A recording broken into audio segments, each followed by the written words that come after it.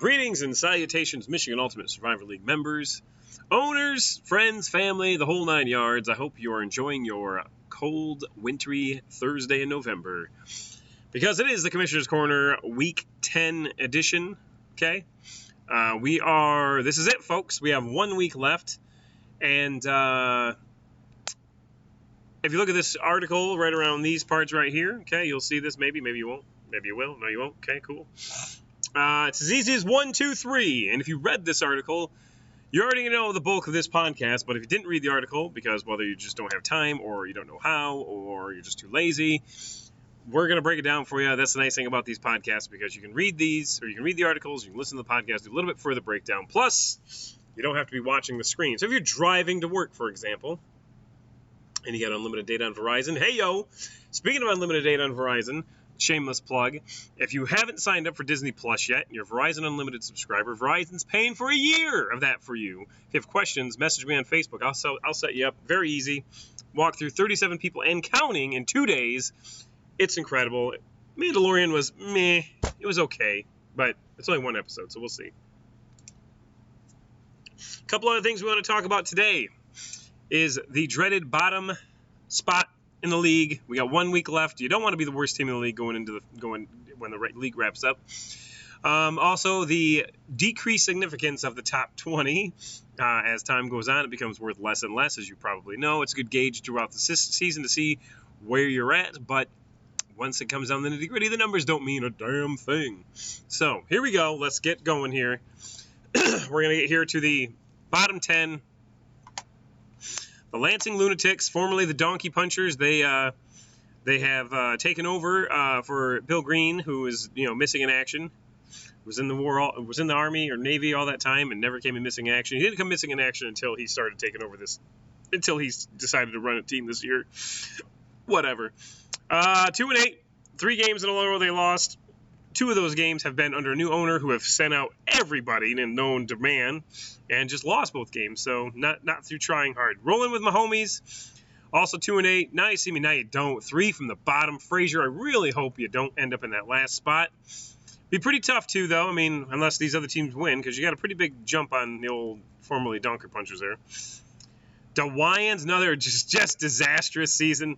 True Blue Wrecking Crew, same. Bitch is back. You know her disaster.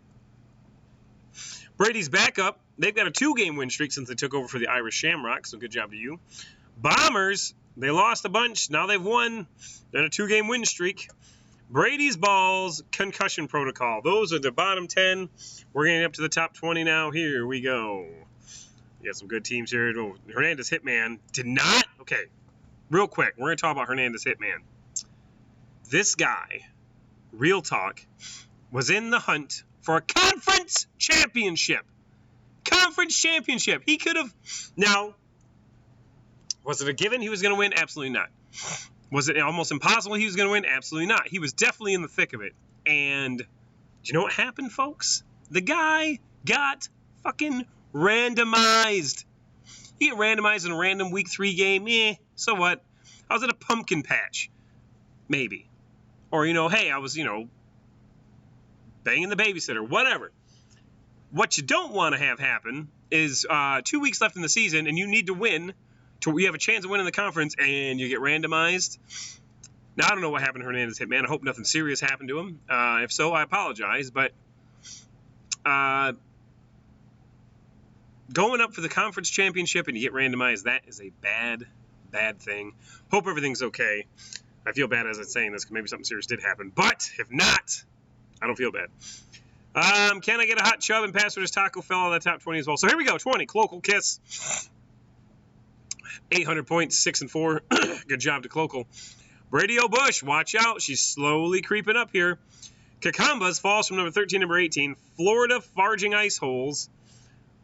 FL. I think that means Florida. 6-4 with 857. Zeke's Relationship Corner on a 2-game win streak, up from number 20 to number 16. Mayfield's Chubb lost this week, fell from number 8 all the way down to number 15. Play with Mike Ditka lost to myself this weekend. He's now riding a 4-game losing streak, but this right here is very important right here, folks. This is very important. We will tell you why here in a minute. New Orleans Rock Chucks, they had their season in their grasp, and they blew it. Plain and simple. They lost this week. They had a good showing, just didn't win. Fall from number 9, number 13, but more importantly, basically makes it to where they cannot win that conference now, so thank you very much for that. Tallywhackers, they're on a 4-game win streak, up from number 19 all the way up to number 12.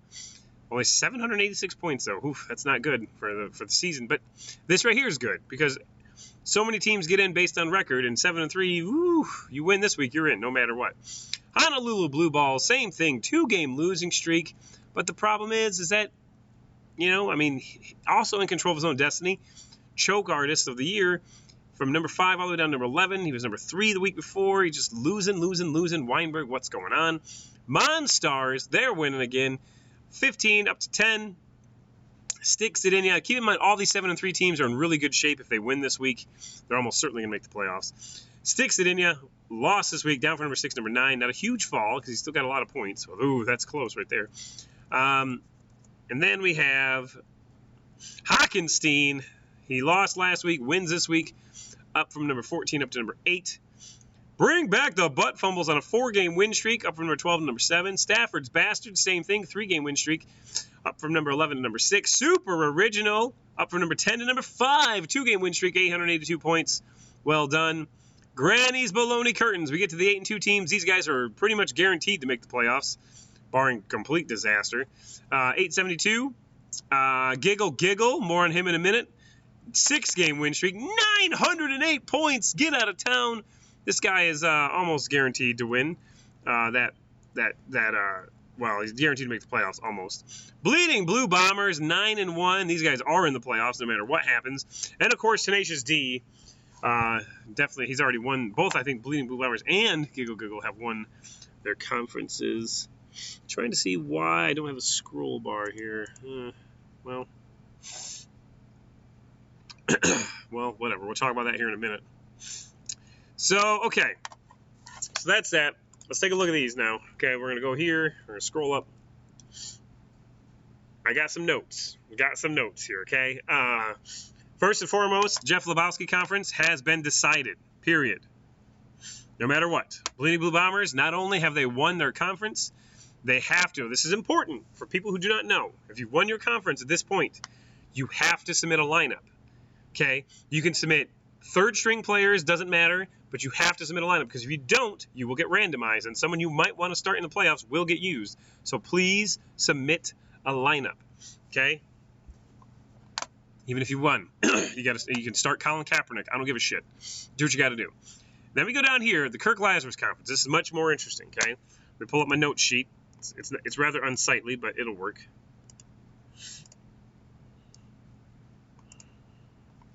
Okay. Plain and simple. Honolulu beats Play with Mike Ditka. They play this week. If Honolulu wins, they win the conference. He's had multiple chances to pretty much clinch this, and just hasn't been able to. So now, if Honolulu wins this week, they win the conference, period, okay? If they lose this week, however, there's a lot of scenarios that can happen here, okay? So let's say, because right now we're looking at 3 6-4 teams and 1 7-3 teams. Unfortunately, the 5 and 5s are out of it. Providence Power, Play with Mike Ditka, and Hernandez Hitman, okay? Play with Mike Ditka, in order to even be in this discussion, they have to beat Honolulu Blue Balls, okay? But here's where it gets interesting, okay? There are a lot of scenarios, but at the end of the day, here's the deal. If Honolulu loses and Providence wins and Hernandez Hitman wins, okay, that would also mean that, Play with Mike Ditka wins, obviously. All teams would be 7-4, but Honolulu would be 1-2 against the other 3 teams. Providence would be 2-1 against the other 3 teams. Play with Mike Ditka would be 2-1 against the other 3 teams. And Hernandez Hitman would be 1-2 against the other 3 teams, which would be a tie between Providence and Play with Mike Ditka. So you may be thinking to yourself, well, shit, Providence just beat Play with Mike Ditka this week. So he would win, right? Not how it works, because it doesn't go head-to-head. It goes head-to-head with people in that group. So even though I did beat Play with Mike Ditka, it's not just me against Mike Ditka. It's me against Honolulu as well as Hernandez Hitman. So that being said, if it's tied in the head-to-head tiebreaker, which it would be in this case, it would then go to points. And unfortunately, when it goes to points, there's a pretty damn big difference between Play with Mike Ditka and myself. So, same way, if I win, if Providence wins, and Hernandez Hitman loses, it would be a similar tie, but it's going to go to points. It'll be a 3-man tie between Play with Mike Ditka, Honolulu Blue Balls, and Providence Power, who has the most points there. I do believe that when you look at the point total, Play with Mike Ditka's got 891 points. Honolulu Blue Balls 813, so that's not completely out of reach. But honestly, they have 113 points, or 112 points more than me. So there's no chance. Basically, the long and short of it is this. If Play with Mike Ditka wins,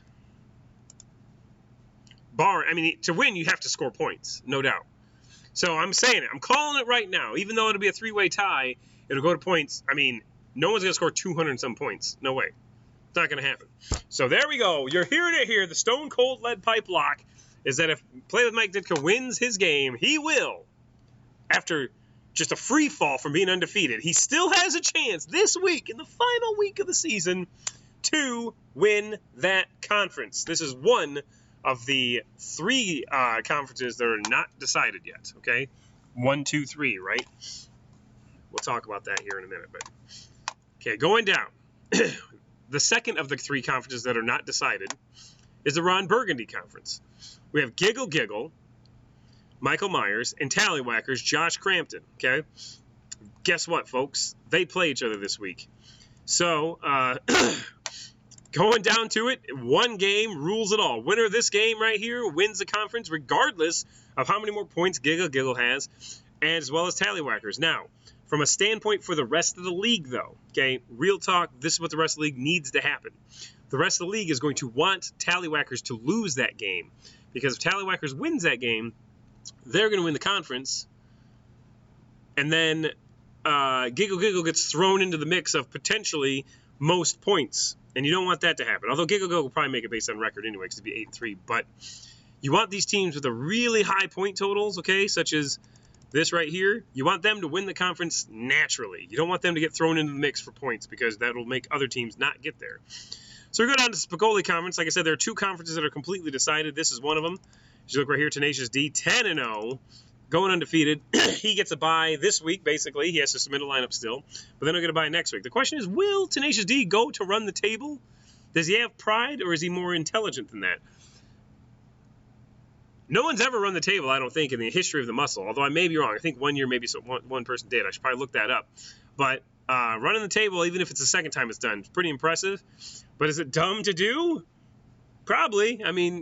Why waste good players in a meaningless game unless you just want to be in the history books, you know? So, and then we have the Frank Drebin Conference. This is another one that is completely up for grabs.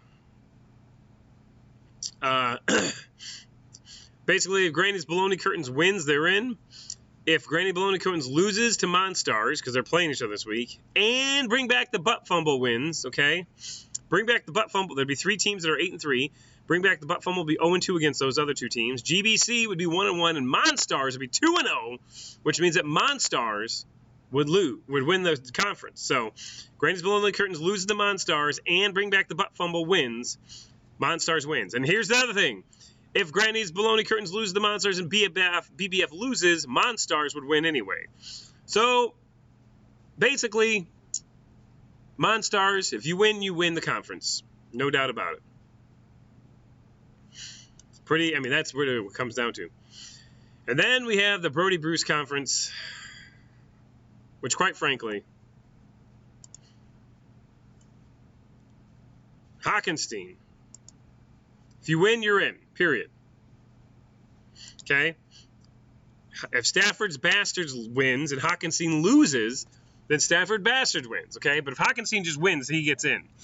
If Bastards wins and Hockenstein loses, then Bastards get in. Now, where it gets interesting is this. If both Stafford's Bastards and Hockenstein lose, quite frankly, there are way too many scenarios to play out. So, if you're Kakambas, you better bring your A game. Mayfield's Chubs or FL Farging Ice Holes. Do what you got to do, man. Because at the end of the day, especially Kakambas, because he's on top of these 4, which means that he has a tiebreaker over some of these people. Your season is not over. Even FL Farging Ice Holes, you might have a chance You know, I'm not sure if you've beaten Hockenstein or Stafford's Bastards yet. Let's take a look and see. I don't know what this is. It's pretty funny. He lost to Stafford's Bastards, lost to Hockenstein, and you're playing Boston George. Okay, so FL Farging Isols isn't that much of a chance, but still try it. Why not? Yeah, it's worth a shot. So that's how that works. This one's way too close to call, pretty much. Okay, so this is it. We're going to talk about this again. 26 teams make the playoffs. 6 conference champions get a bye and win $50. So $50 is at stake right now, this week. Playoffs start in week 12 and go through week 16 this year, not 17. We're stopping to 16. After the 6 conference winners, 12 teams get in based on record. Okay? 4 teams get in based on points, and 4 teams get in via the lottery. If you make it to the final 4, you win $50 extra on top of the 50 you've already won, potentially. If you make 3rd place, you get $50. You make 2nd place, you get $200, $250 prize bonus. 1st place gets a total of $550, $600 total. So that's where we're at. Now, that's how the playoffs work. So like I said, 6 conference winners, then 12 teams based on record. Okay, so these 7-3 teams are looking pretty good right now if they win especially. 8-2 teams looking really good if they lose even. A lot of 6-4 teams here. A lot of 6-4 teams. These guys could easily get in based on that. And then, after that, though, 4 teams make it in to the playoffs based on points. So let's take a look. I gotta get to the right sheet. Let's do this.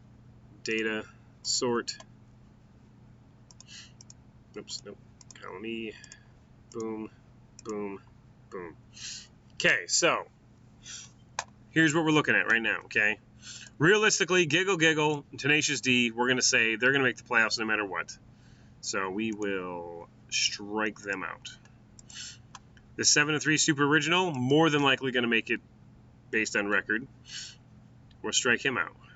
If he loses, though, who knows?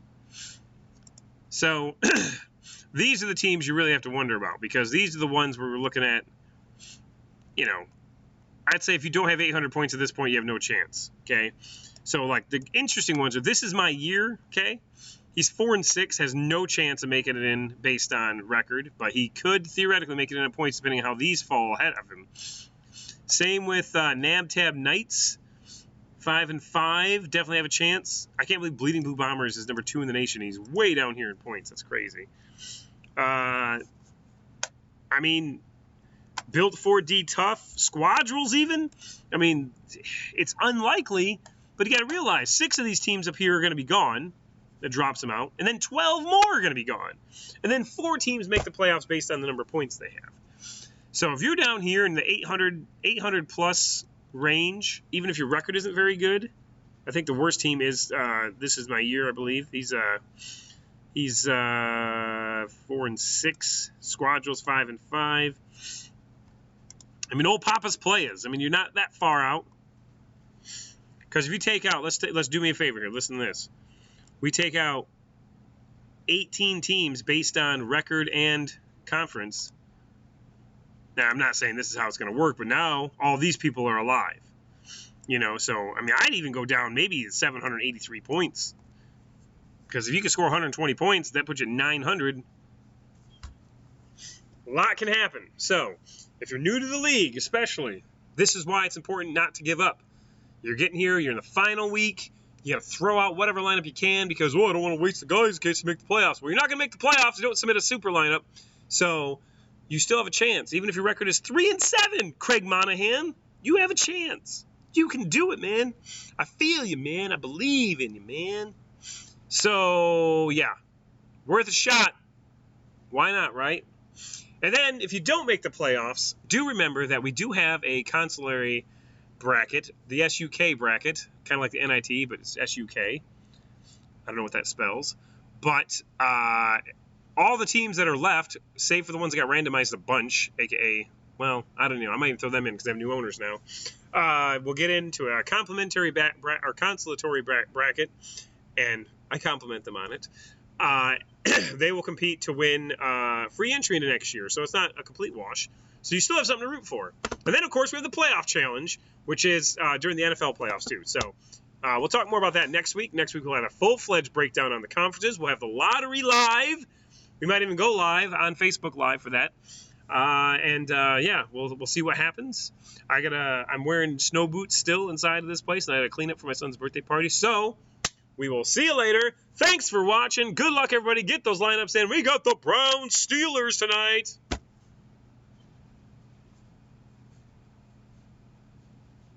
Yeah, I don't know what to say about that one. Take it easy.